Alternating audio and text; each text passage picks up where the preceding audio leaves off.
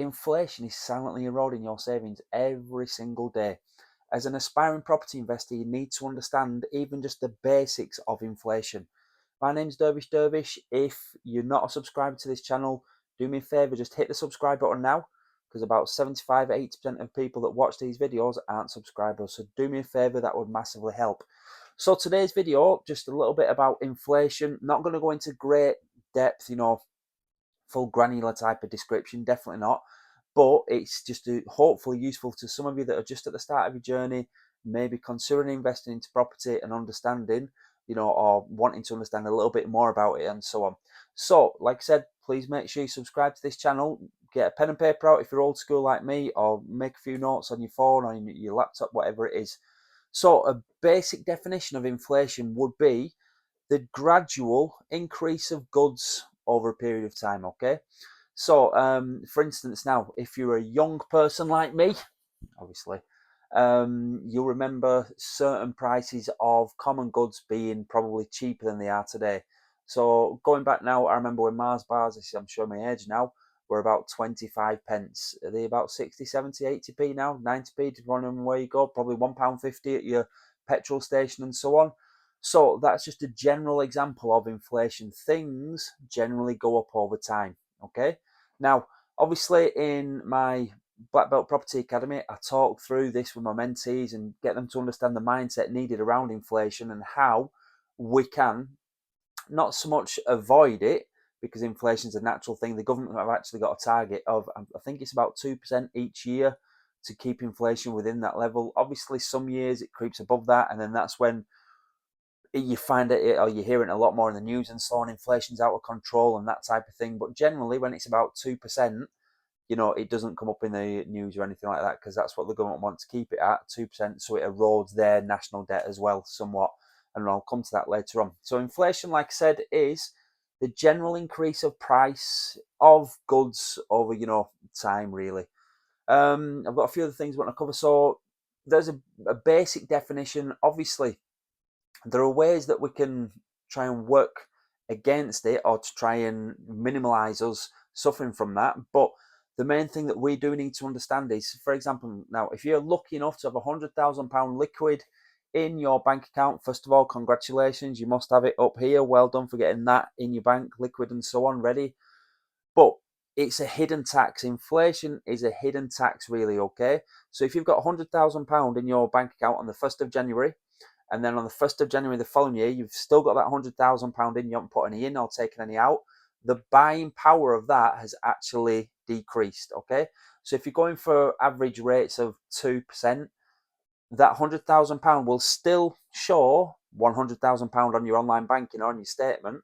However, the actual products that you can buy with that is now less. So I remember reading a book, and I think I might be obviously getting the numbers slightly wrong here, but since over the past 100 years, the pound has lost 99% of its value, okay? Or thereabouts. Now, again, don't be quoting me on that, but I know it was a very high percentage. And again, I'm sure in the same book as well, it referenced like when Queen Victoria came to the throne. I might be going a bit deep here. And again, I know it's coming up to 200 years ago, but if you had £100 then, I think it'd be worth about 30p now. That. So it's just the buying power. Now, where does this tie into property, you're probably thinking? Because obviously this is a property channel. That's what I help many of my mentees with, grow the portfolios and so on, increase the passive income, increase the cash flow, and most importantly, build wealth.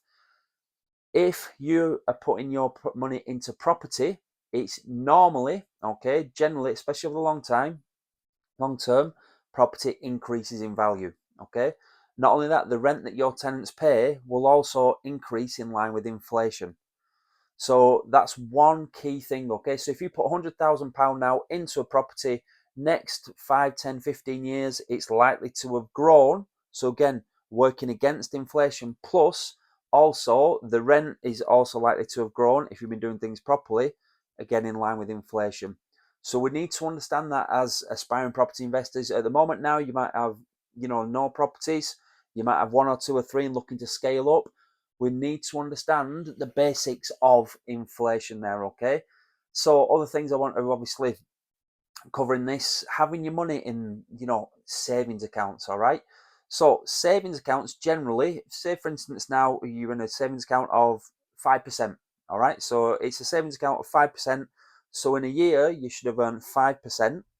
However, taking into consideration inflation may be at, let's say, 3%.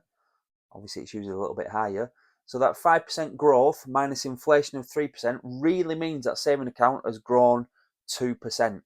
So we've got to look at real values, not just the numerical values there, okay? So you might think, oh, I'm going to get it in this, it's 5%. Take into consideration inflation, and then what's the actual true figure. Very similar to what I tell my mentees when they're looking at headline rates of mortgages and so on. The lowest interest rate of a mortgage does not necessarily mean that that's going to be the cheapest form of borrowing. There might be there's likely to be arrangement fees, legal fees, valuation fees, high early redemption charges. So don't just look at the headline rate, and that's the same with the savings account as well. So hopefully, this is starting to sink in and so on, and getting your mindset around, what, I've been brought up believing that my money needs to stay in the bank and savings account for a rainy day. Of course, we need money for rainy days. You always need that an emergency fund. But if you've got that cash flow coming in each and every month, the rainy day fund should top itself up on the 1st of every month or the 15th of every month based on your rents and so on. So we've got to understand that, because the money in the bank is just going to keep dwindling down. And again, it took me a long time to understand that. It definitely did, because you see the money on your online banking, on your paper statements, and it doesn't look like it's changed, but it really has. What else did I want to cover as well?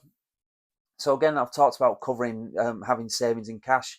I'm never going to say to my mentees, drain all of your money out of your account, because you need to have what I'd class as that sleep tax. All right. So when you're putting your head on the pillow at night, you need to be able to comfortably go to sleep knowing that you've got whatever it is, X amount of money in the bank or X amount of cash flow coming in each and every month. So you've always got to be aware of, you could overstretch yourself, but obviously suffer from mad amounts of stress and anxiety and so on. Or you could just go within your comfort zone and just stretch a little bit further, so you're still doing more than 99% of people out there are doing. But it's about you and your ability. And again, pulling it back to your why. Why are you getting into property investing? A lot of my mentees, it is to build up that passive income, to build up the cash flow, and to obviously have a life that they want to have. That financial independence is fantastic. It's nice to have the rent money coming in each and every month. But again, it's down to you and their why, really. Why do they want to get into property? For us, it's that generational wealth piece, definitely. It's the fact that our money is going to grow and going to work for us rather than being in the bank and, like I said, being eroded by inflation. Again, property. So I've probably covered it, but just to make sure, if you're putting your money into property, it's going to work against inflation, because if you're looking at the property cycle, and again, depending on when you're watching this, my next book is due to come out in early 2026. So I'll cover a lot of that about mindset and so on in there. So just a little plug for it there. If you're watching this after probably February, March 2026, have a look at my new book, or it might be my old book, depending on who's watching this.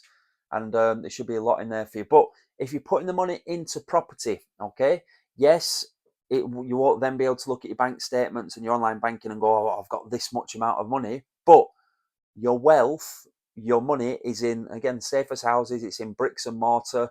We all need somewhere to live. All right. It's one of the essentials of life. We need somewhere to live. So if we're providing something that everybody needs, and that there's always, especially here in England, here in the UK, there's always a shortage supply of, then you should be absolutely fine. If you're doing your refurbs properly, if you're doing BRRRs, if you're looking after your properties properly, because at the end of the day, they're an asset. You can't just take. It's a business. You need to reinvest in every now and again. New kitchen, new bathroom, new roof, general maintenance and so on. So if I had my time again, I started property investing in 2007. At the same time, I was building up my martial arts school, my karate school. If I had my time again, I would not have built up my martial arts school, which was fantastic for cash flow, fantastic for profits and dividends, provided us with a brilliant lifestyle.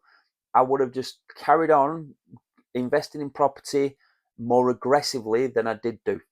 Okay, so just a little bit of experience there for anybody that's obviously might be older than me or might be younger than me. if you're thinking, what shall I do? Hindsight's an amazing thing, okay? So if I had my time again, I could go back, 20 years, 2007, 18, 20 years ago, I would really knuckle down on property investing, build up my cash flow, build up my wealth. And again, we're in a nice position now, but we'd be in a better position. So hopefully, that's helped a few people. See if I've got any other points there to do. I mean, I've talked about diversification on the little things there to cover with, but lots of that is, are you going to go into stocks and shares, government bonds, and something like that? Crypto. Now, people have asked me, my mentee say, have you got any crypto or anything? No. All right. Now, I'm not saying it's terrible or anything like that. The reason I don't have crypto is I don't understand it. Okay, so that's probably me and my ignorance, but I'm only going to get into things that I understand and that I know over time going back hundreds of years, property always increases in value. And again, strip it back to the basics, people need somewhere to live. Whether they're renting or they've got a mortgage, they always need somewhere to live. Okay, so I can understand it, I can see it's a tangible asset, I know the asset class quite well, so that's why we stay in the property space really. Have I got anything else to mention? Yeah, a lot of it really, what helped my mentees is just mindset. It's about you thinking to yourself, you may have been brought up like me, like lots of people, go to school, get good grades, work hard, get a good job, retire, and that type of thing, okay? Do not rely on the government to provide you with your lifestyle when you're older, okay? I think retirement now is for men 67, is it? Something like that. In 20 years' time, is it going to be 68? Is it going to be 70? Is it going to be 75 now that people are starting to live longer and there isn't enough money in the pot? So don't rely on the government to help you. It's up to you. Improve your knowledge, start to implement that knowledge, build out your property portfolio, and in 5, 10, 15, 20 years' time, if you've done it properly, if you'd followed advice from somebody who's steps ahead of you, you should be in a much better, stronger financial position, okay? If you want any more information, like I said, make sure you subscribe to this channel. Do me a favor. Hopefully you've made a few notes. If not, re-watch it again. I'm stumbling all over the place this morning, aren't I? And have a look into our mentorship, which is called the Black Belt Property Academy, okay? It's where we take beginner white belt property investors all the way through to black and beyond, okay? So yeah, good luck everybody. Keep taking steps further forward and be aware of inflation. Okay, it's like I think it's Uncle G, Grant Cardone says it's like a hidden tax. Love him or hate him. It's a good principle that, okay, because we don't actually see it being chipped away every day, every week, every month, every year, but it is happening. So try and work against it and make sure your money is working for you. All right, good luck everybody. Keep taking steps further forward and I'll see you next time. All the best.